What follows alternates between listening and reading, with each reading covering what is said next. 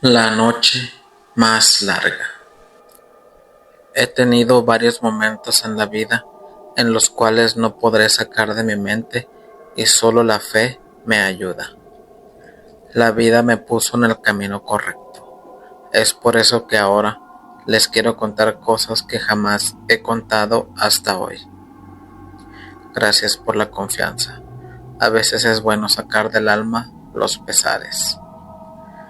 Hace mucho tiempo, cuando recién me había ordenado, me enviaron para una parroquia de la zona colindante entre Querétaro y Guanajuato. Al principio, yo le ayudaba al sacerdote de la localidad a llenar los jarrones de agua, a cultivar un poco de fruta y legumbres.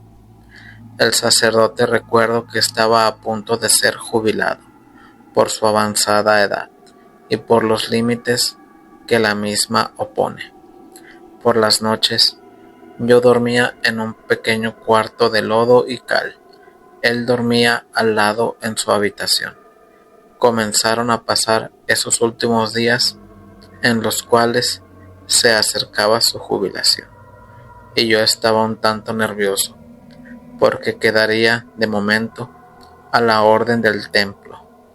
Y recuerdo que en una cena, ya de las últimas, estábamos cenando cuando me contó varias cosas.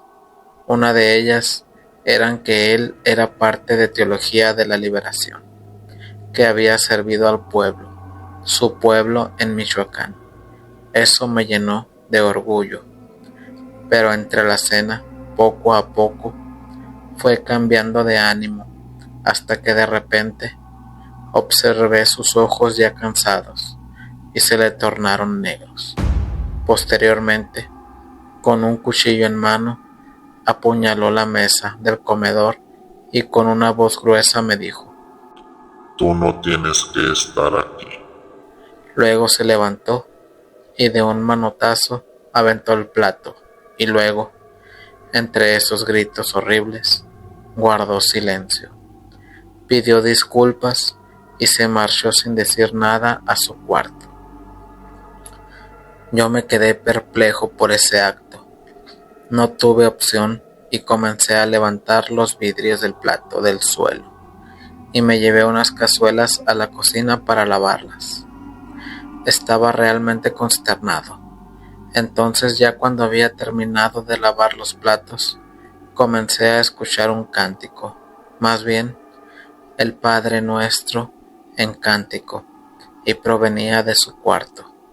Poco a poco me fui acercando, y cuando me asomé a su cuarto, el Padre estaba desnudo y dándome la espalda, arrodillado en su cama y viendo a un Cristo en la pared. Yo estaba muerto de miedo. Lo único que pude hacer fue orar e implorar ayuda. No podía ni gritar. Al estar allí, el sacerdote amigo comenzó a golpearse la cara, literalmente en la pared. Pude ver que dejaba destellos de sangre marcados en la pared y me escondí detrás de las maderas de la puerta. Y el padre dibujó con el rostro una cruz invertida en la pared y agarré mi escapulario y luego oré ante todo mal. Al estar ahí, tenía los ojos cerrados y no quería abrirlos, pero desgraciadamente los abrí y el curso estaba tirado en el suelo. Sacaba la lengua y fue muy traumatizante verlo. Tenía la lengua partida en dos y su rostro era otro. Tenía los pómulos y los cachetes sumidos. La cuenca de los ojos estaban prominentes y me decía que me acercara. Cordero de Dios, que quitas el pecado del mundo, decía mientras sacaba la lengua y me olía a la distancia. Ahí fue cuando comencé a orar en voz alta y el sacerdote amigo comenzó a reptar en el suelo. Era muy delgado, cuerpo de anciano que se movía como serpiente. Mátame, mátame, gritaba y escuchaba unas 3 voces diferentes a que decían eso.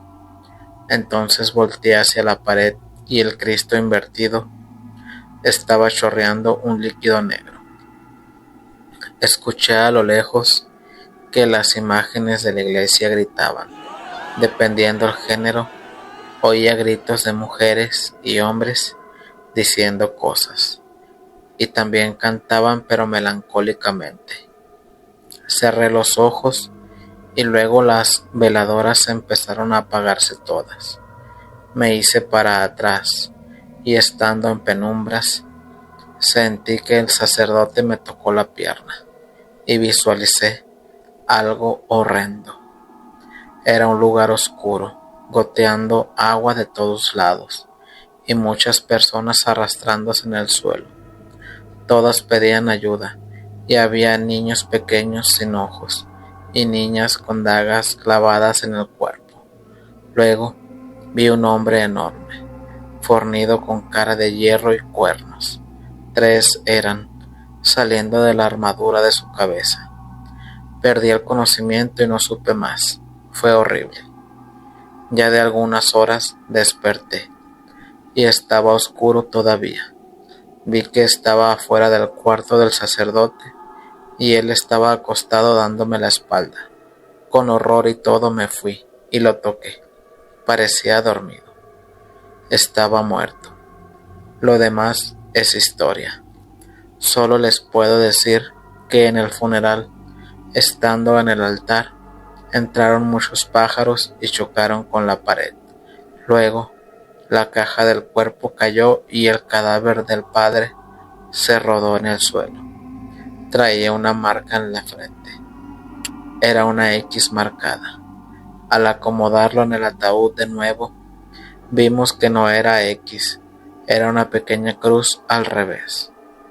Luego de tiempo, me enteré que ese cura se dedicaba clandestinamente a oficiar rituales de exorcismos sin el consentimiento de la iglesia. Se lo dio a los cochis para que se lo comieran. Aquella noche, Julián había salido de la cantina ya entrada la madrugada. El pueblo estaba en silencio, apenas iluminado por la luz pálida de la luna.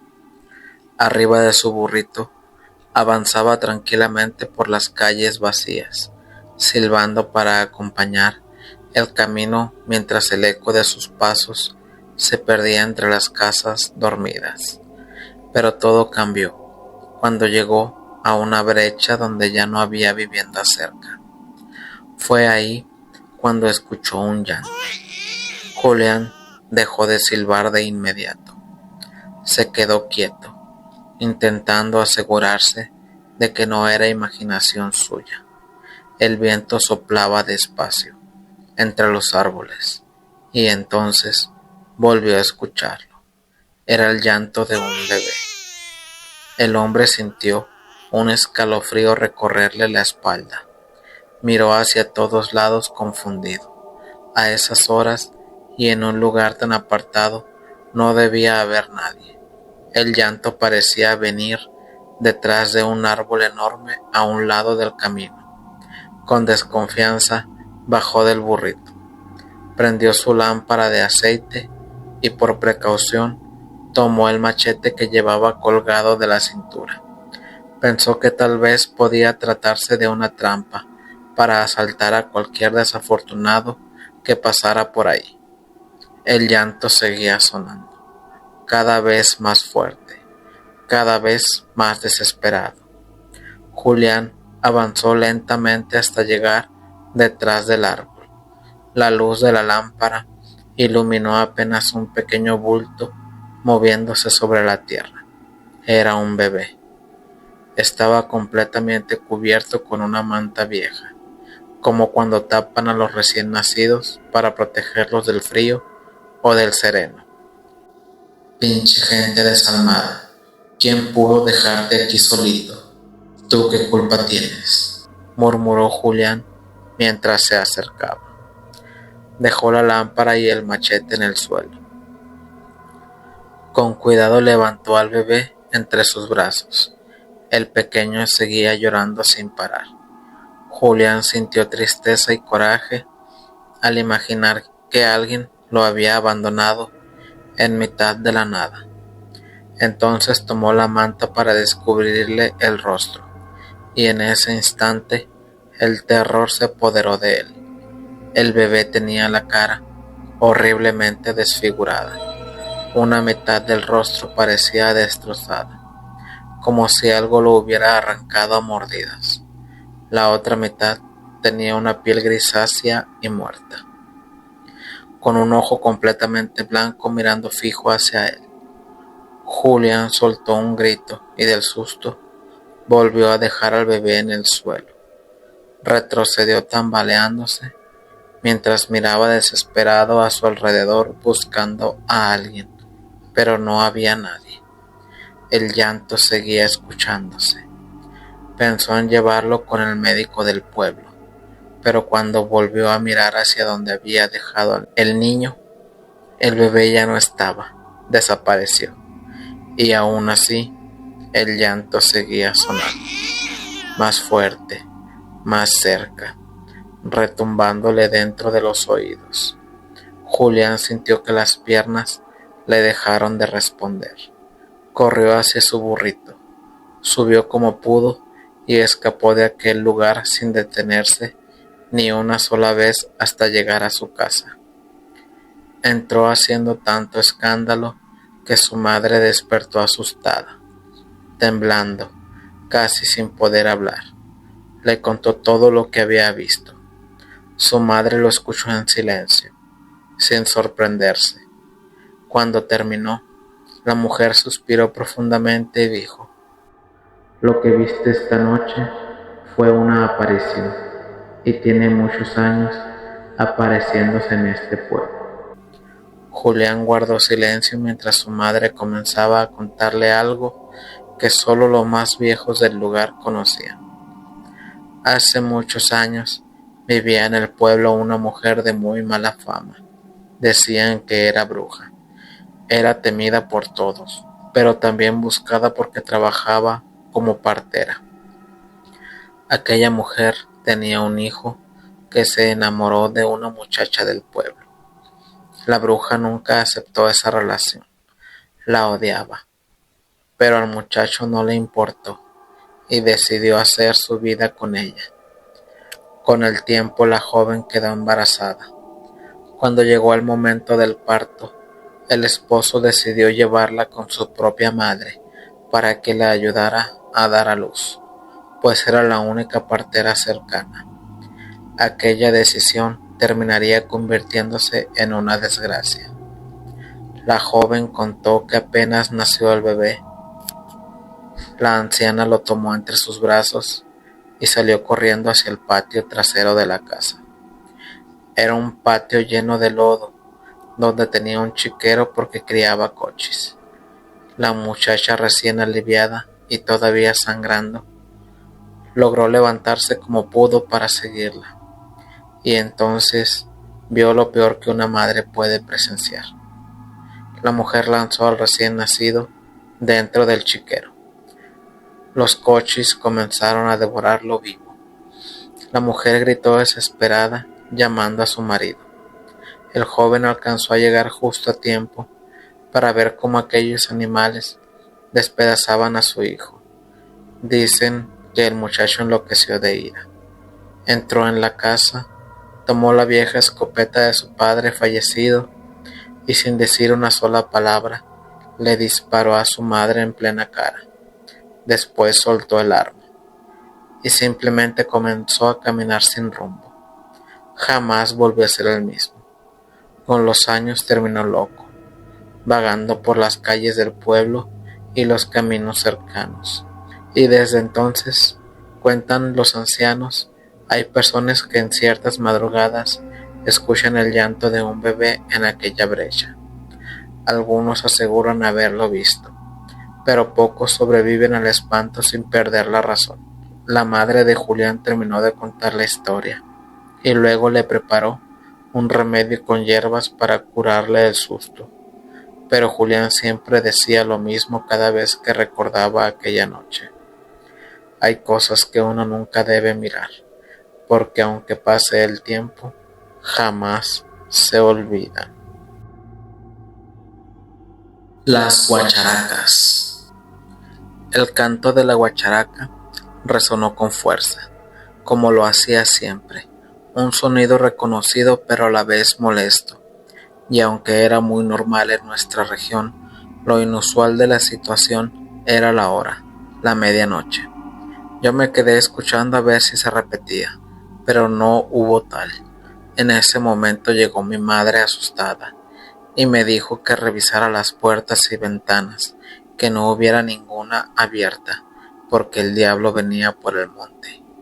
No le entendí qué me decía, pero aún así acaté su pedido. Todo estaba cerrado.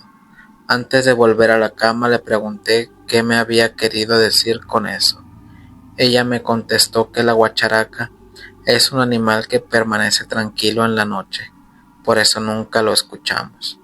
La única manera de que la guacharaca cante en la noche es porque el diablo la ha despertado, aunque a mi madre le gustaba asustarme con esas cosas. Esa noche la vi, muy decidida, ayudándome a mirar las ventanas y puertas que estuvieran cerradas. También le pregunté el por qué lo habíamos hecho.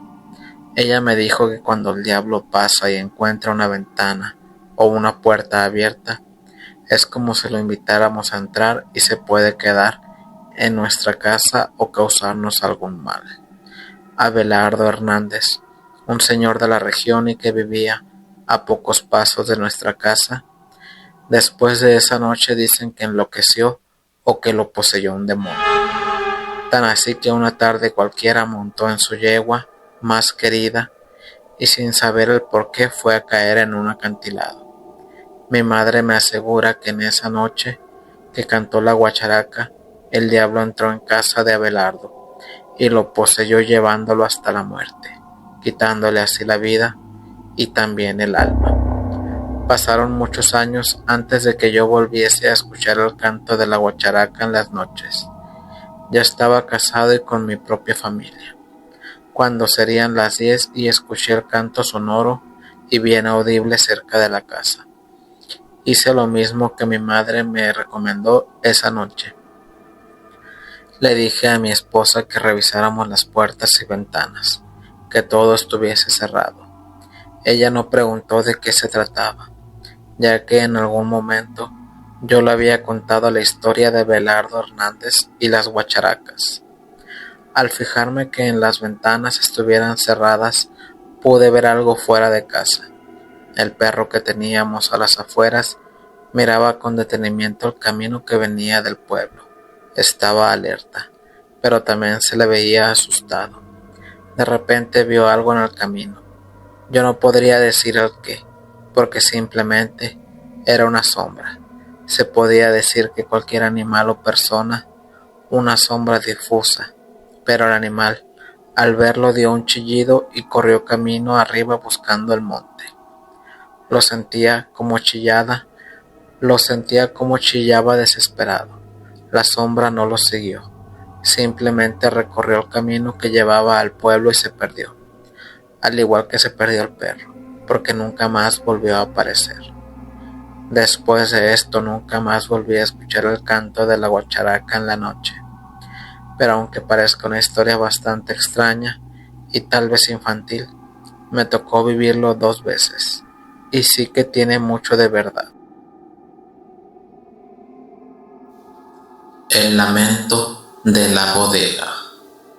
Por allá del año 2020, trabajé en una ferretería muy grande de Hermosillo, ubicada en la zona roja. Ahí hace muchos años era una cantina y tenía sus cuartos donde las meseras daban servicios extras. Cuartos que actualmente son bodegas de esa ferretería. La vibra ahí es muy pesada. Afuera puede hacer mucho calor y el día muy movido, pero a finales de la bodega hace frío y está muy oscuro. En fin, estaba yo despachando a un cliente y me pidió abrazaderas unicanal, y subí a surtirlas. La bodega estaba en la parte de arriba. Caminé por un pasillo todo feo. El piso era de triplay, varilla y cartón. Por lo tanto había espacios con hoyos y era muy peligroso. Estaba yo contando las abrazaderas cuando escuché que una mujer lloraba y sollozaba debajo de mí. El pasillo donde estaba tenía una bodega abajo y yo de mi totera me asomaba por los hoyos que tenía el piso para ver quién de mis compañeras lloraba, y no se veía nada. Estaba muy oscuro. Volvía a contar las abrazaderas y volvía a escuchar que lloraba una mujer. Incluso la oí que dijo: "Ya no puedo más", y yo volvía a asomarme, pero no se veía nada, ni una luz de celular. Nada. Y pensé: ay no, tengo mucho que contar. Ahorita que baje miraré a mis compañeras y veré quién tiene cara de que estuvo llorando. Terminé con el cliente y busqué a una compañera que había terminado con su novio y le pregunté que si era ella la que estaba llorando, y muy tranquila me dijo que no. Después seguí con otra y otra, y todas me decían que no. Mirándolas a todas, les veía la cara, y todas con su maquillaje intacto, sin rastro de alguna lágrima, y muy tranquilas, y es donde caí en cuenta. Todas mis compañeras éramos muy miedosas, ya que, como les decía, la vibra en ese lugar es muy pesada. Nadie se animaría a meterse a una bodega a oscuras a llorar, teniendo en cuenta que hay animales. Te puedes golpear con algo y pues el miedo además. Fue cuando caí en cuenta que la mujer que escuché muy probablemente era alguien que ya no estaba en este plano, y tal vez estaba yo escuchando sus últimos momentos de vida, ya que decían que ahí, por ser una cantina con mujeres de la vida nocturna, pues habían muchas que abortaban y ahí mismo enterraban a sus bebés, o incluso que mataban y se mataban muchas mujeres, y nadie hacía nada. Toda la violencia que vivieron ahí, pues las vibras se quedan y se sienten. Cuando le platiqué al gerente, se rió y me dijo: te dije que cuando te pasara algo de miedo, ni cuenta te ibas a dar. Y tenía razón. En el momento ni miedo sentí. Era más mi morbo de ver quién lloraba, pensando yo que era alguna de mis compañeras. Agradezco no haber visto a nadie, solo escuchar. Pero igual es aterrador asomarte por espacios pequeños a una oscuridad absoluta y escuchar que de ahí una mujer llora. La chica que salió en el ritual y nadie invitó. El puente viejo de San Jerónimo llevaba años sin que nadie lo cruzara de noche. No porque estuviera cerrado, ni porque fuera peligroso en apariencia, sino por esa sensación incómoda que dejaba en el cuerpo, como si el aire ahí abajo pesara más de lo normal. El río, oscuro y lento, no hacía ruido, y eso era lo peor. Esa noche, Daniel fue el primero en llegar. Llevaba una linterna, una mochila y esa mezcla de emoción y nervios que no quería admitir. Miró su celular. 11:43 p.m. Todavía faltaban los otros. Solo es un ritual tonto, murmuró para sí mismo, más como una defensa que como una convicción. Minutos después aparecieron Carla y Mauricio. Ella venía envuelta en una chaqueta gruesa, aunque no hacía tanto frío. Mauricio, en cambio, traía una sonrisa confiada, de esas que buscan ocultar el miedo. ¿Sí trajiste todo?, preguntó Carla sin saludar. Daniel asintió y abrió la mochila. Velas negras, un frasco con sal, un espejo pequeño, un cuaderno viejo con hojas amarillentas y un encendedor. Lo encontré en internet, dijo evitando mirarlos directamente. Dice que es para invocar a alguien o algo que haya muerto cerca de donde estemos. Mauricio soltó una risa corta. Perfecto lugar entonces. El puente crujió levemente cuando caminaron hacia el centro. Debajo, el agua parecía más oscura que el cielo. Se acomodaron en círculo, justo donde la madera estaba más desgastada, como si alguien hubiera estado ahí muchas veces antes. Daniel abrió el cuaderno y empezó a leer en voz baja. Las instrucciones eran simples, pero tenían algo raro, como si no estuvieran escritas para ser entendidas, sino repetidas. Encendieron las velas, 4 en total, formando un cuadro imperfecto. En el centro, el espejo. No miren al reflejo hasta que yo diga, advirtió Daniel. Carla cruzó los brazos. ¿Y si pasa algo?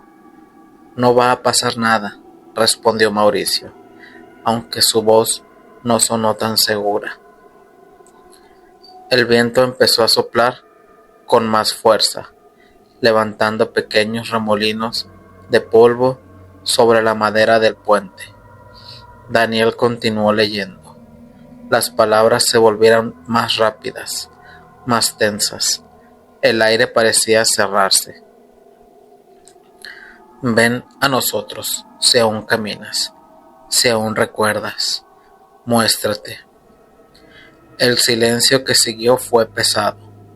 Nadie habló, nadie se movió. Y entonces algo cambió. No fue un sonido ni una luz. Fue una sensación, como si alguien más estuviera ahí. Carla fue la primera en notarlo.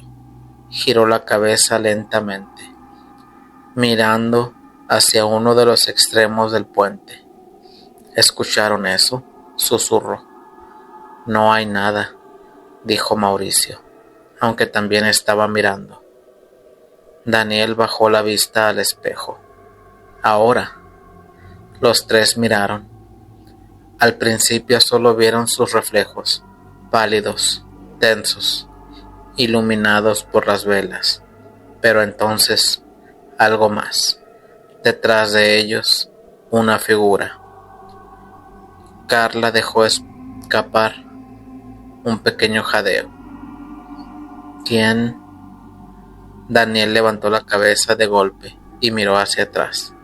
Ahí estaba, una chica, de pie, a unos metros, justo donde comenzaba la sombra del puente.